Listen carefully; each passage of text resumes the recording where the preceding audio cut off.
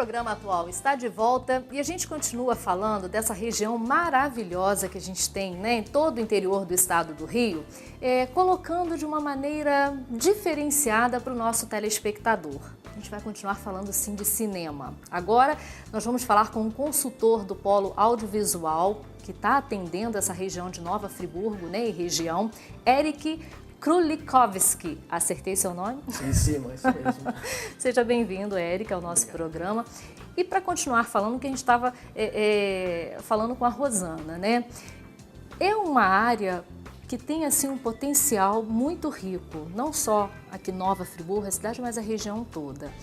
O que a gente pode fazer para melhorar ainda mais, incentivar as pessoas a pensarem nisso de uma forma, né, econômica muito melhor? A gente vem trabalhando a perspectiva de que o audiovisual ele pode ser um promotor de desenvolvimento muito interessante para a região. Aí eu falo não só desenvolvimento econômico, mas desenvolvimento humano, desenvolvimento cultural. A indústria do audiovisual ela é capaz de gerar muitos empregos, ela estimula muita coisa, ela é capaz de gerar empregos e ela também, ao mesmo tempo, faz com que as pessoas se reconheçam quando isso acontece, né? Então, quando uma produção vai para uma cidade, você tem, além dos impactos naturais o sujeito que está no hotel, ele acaba tendo mais dinheiro, porque tem mais leitos ocupados. Quem está no restaurante vende mais refeição. O taxista sente isso na pele, porque tem que fazer muita corrida de produção. Então, toda uma indústria que movimenta muita cadeia. Ao mesmo tempo, também, você pode aproveitar desses espaços, dessas locações, das histórias, dessas potencialidades que a região tem, isso transformado numa indústria que é criativa e que acaba sendo motor de toda dessa inovação. Agora, como se capacitar para isso, né? Você está com esse objetivo, trazendo essas novidades, e é uma coisa muito recente. Então, como que a gente pode se capacitar para atender esse polo? A gente trabalha mais ou menos, vem trabalhando a perspectiva do polo, pensando que tem uma parte de movimentar a cadeia audiovisual e trazendo produções externas, né? Então, quando uma produção externa ela vem para a cidade, ela, como eu disse, ela provoca uma série de atores e quando um diretor vem para cá, o que ele busca? Ele busca, na verdade, que você tenha fornecedores, uma infraestrutura qualificada para poder atender. Uma pessoa que vai servir uma alimentação e conhece um pouco de cinema já faz muita diferença. Um sujeito que está trabalhando no hotel entenda como é que é uma dinâmica de produção, porque o cara sai para a produção 5 da manhã, então ele às vezes serve um café antes para esse pessoal da produção, coisa que no hotel normal ele não teria condições. Então toda essa cadeia, quando você pega essas pessoas e entendem como é que funciona a dinâmica do audiovisual, elas conseguem prestar um serviço qualificado. Isso faz muita diferença numa produção. Você imagina que eu vou ter às vezes 80, 100 pessoas numa grande produção, ou 30 ou 40 pessoas se instalando durante 2 meses numa cidade, tendo trabalho de 12 a 14 horas por dia. Então, quando você pega uma região que é hospitaleira, com gente capaz de compreender e de oferecer um serviço qualificado, faz muita diferença o produtor. E a população também, o que acontece às vezes eu tenho que fechar uma rua para uma cidade, coisa que eu não consigo fazer em São Paulo, eu não consigo fazer no Rio, não consigo mais fazer nas capitais.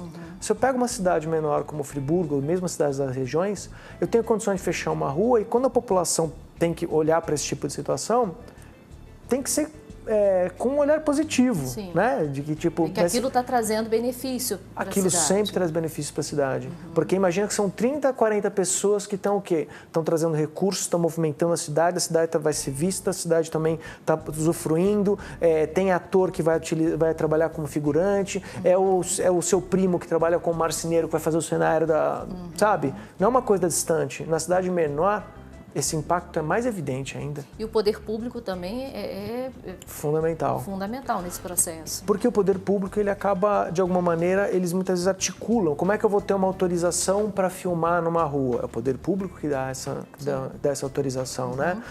Então tem uma série de questões que só o poder público tem capacidade. O poder público ele tem que ser parceiro desse processo, até como indutor desse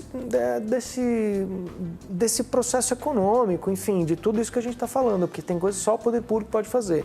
E outras é a sociedade civil e o mercado mesmo que vai se organizando. Agora, a gente tem uma região linda, né? Sim.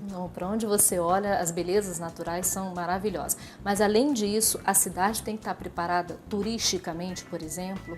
Ou esse seria um outro ponto que não seria discutido nisso? Não, ele acaba tendo impacto, nem sempre são impactos diretamente relacionados, mas é lógico que existe uma relação muito próxima entre o turismo e o cinema. Então, no mundo, tem lugares que ficaram famosos e que tiveram um fluxo turístico muito aumentado por conta de filmes. Sim. Então, se eu pego a região onde foi filmado, por exemplo, Senhor dos Anéis, então teve impacto de 300% no fluxo de visitantes, né? Então, regiões onde você consegue ter um filme que fica muito caracterizado, eles têm um fluxo maior de turismo. Mas o que mais mexe, que tem a ver com a indústria do turismo, é porque, além de você estar fazendo o nome de Friburgo, aproveitando das belezas naturais, ou então da parte histórica de Friburgo, coisa nesse sentido, a indústria, que é a mesma que mexe com o turismo, que é alimentação, hotel e logística, ele acaba ele acaba tendo um impacto muito forte. Então, qual é o próximo passo agora?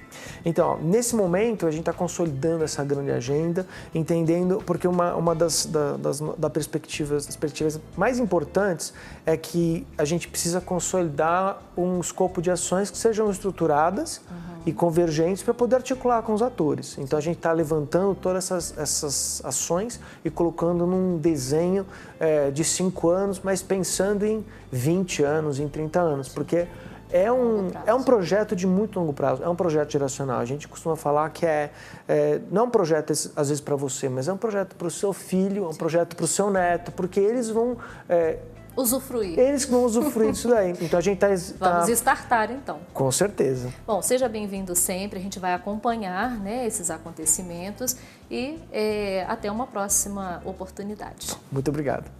E você confere comigo a receita de hoje.